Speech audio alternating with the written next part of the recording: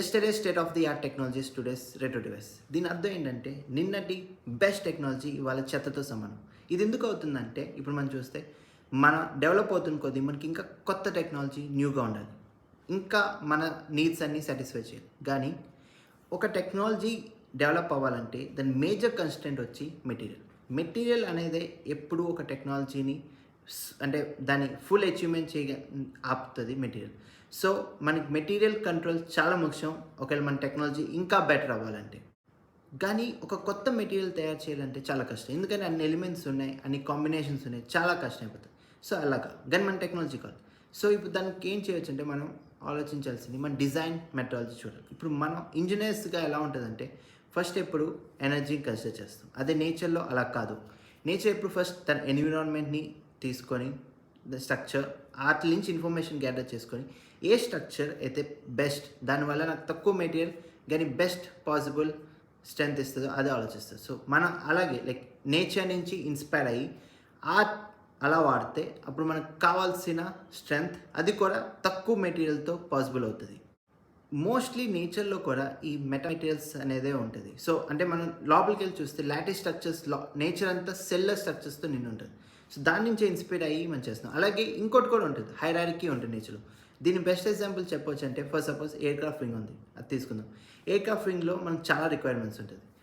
One of the major requirement వచ్చి దాని wait ఎంత తక్కువ ఉంటే అంత మంచిది. కానీ ఇంకొంచెం డీప్కి వెళ్తే ఫ్రంట్ పార్ట్ స్ట్రాంగ్గా ఉండాలి, ఎందుకంటే గాలి వేగం తగులుతుంది కాబట్టి. అంటే బ్యాక్ ఉన్న పార్ట్ కన్నా ఫ్రంట్ పార్ట్ ఇంకా స్ట్రాంగ్ ఉండాలి, ఇన్సైడ్ హాలో ఉండాలి.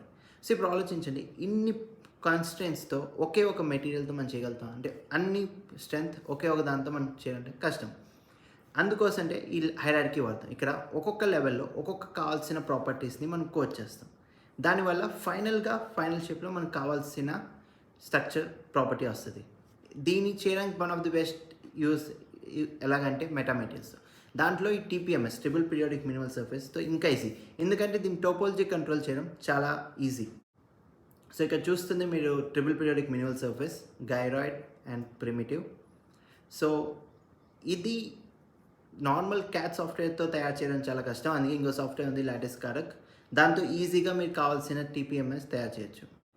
సో ఈ స్లైడ్లో మనం చూడొచ్చు ఎలా ఈ TPMS టోపాలజీని కంట్రోల్ చేసుకొని మనకు కావాల్సిన ప్రాపర్టీస్ చేయొచ్చు. సో ఈ మూడిట్లో ఏదో ఒకటి వాడుకొని మనకు కావాల్సిన స్ట్రెంగ్త్ అన్నిటిని మార్చుకోవచ్చు. సో అది కూడా ఒకే మెటీరియల్, ఇక్కడ మీరు మెటీరియల్ మార్చాల్సిన పని లేదు, జస్ట్ ఆ షేప్ అండ్ ఈ టోపాలజీ మార్చే వల్ల మనకు కావాల్సిన స్ట్రెంగ్త్ అన్నీ వస్తాయి. కానీ ఇప్పుడు మీకు ఒక క్వశ్చన్ వచ్చు, జనరల్గా మీకు కావాల్సిన షేప్ వచ్చి ఫిక్స్ అయి ఉంటుంది, కానీ ఇప్పుడు ఈ TPMS వాడేలా, కానీ క్యాడ్లోకి చేయడం చాలా కష్టం. అందుకోసం ఈ సాఫ్ట్వేర్ ఉంది, స్కాఫోల్డ్ జనరేటర్.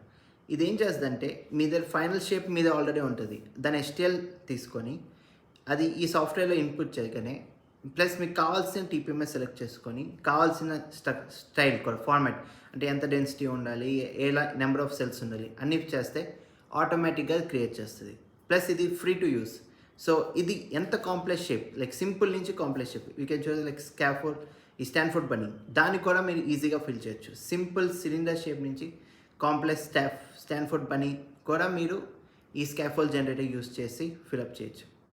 ప్లస్ దీని UI కూడా చాలా సింపుల్గా డిజైన్ చేయబడింది, చాలా ఈజీ టు యూస్. సింప్లీ ఆ STL ఫైల్ ఎక్కడ ఉందో దాన్ని తీసుకోవడం, మీకు కావాల్సిన TPMSతో ఫిల్ చేయడం, మళ్ళీ ఇది STL ఫైల్ తీసుకొని ఇచ్చేస్తుంది, దాని నుంచి మీరు డైరెక్ట్గా 3D ప్రింట్ కూడా చేసుకోవచ్చు. సో ఇప్పుడు మనం స్కాఫోల్డ్ జనరేటర్ UI చూస్తున్నాము. సో దీంట్లో మనం కావాల్సిన STL ఫైల్ తీసుకొని దాన్ని TPMSగా కన్వర్ట్ చేయొచ్చు. సో దాని ముందు ఏం చేస్తే ఒకసారి ఇన్స్టాల్ అయిపోగానే ఇలా వస్తుంది. సో దాని లోడ్ STL నొక్కగానే మనకు ఆప్షన్స్ వస్తాయి, లైక్ ఏ కావాల్సిన షేప్ తీసుకోవచ్చు. దీంట్లో ఏంటంటే మనం నచ్చిన షేప్ తీసుకోవచ్చు, నేను టోరస్ షేప్ తీసుకుంటున్నా.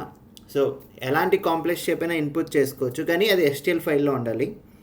కానీ మ్యాక్సిమం అన్ని STL ఫైల్లో కన్వర్ట్ అవుతుంది కదా, ఆటోమేటిక్గా అన్నిటికి STL ఫైల్ దొరుకుతుంది. సో ఒకసారి తీసుకున్న తర్వాత మీరు ఇవి కూడా చూడొచ్చు, లైక్ ఏ ఆప్షన్స్ ఉన్నాయో, variable density, cell size grading.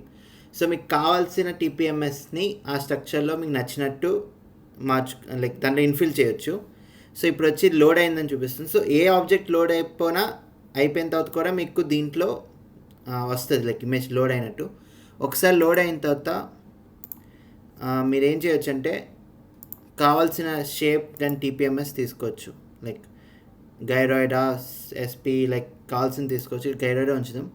Plus మీకు కావాల్సిన పారామీటర్స్ కూడా ఇచ్చుకోవచ్చు, లైక్ 3, 2 లైక్ కావాల్సింది, అండ్ సైజ్ మార్చుకోవచ్చు.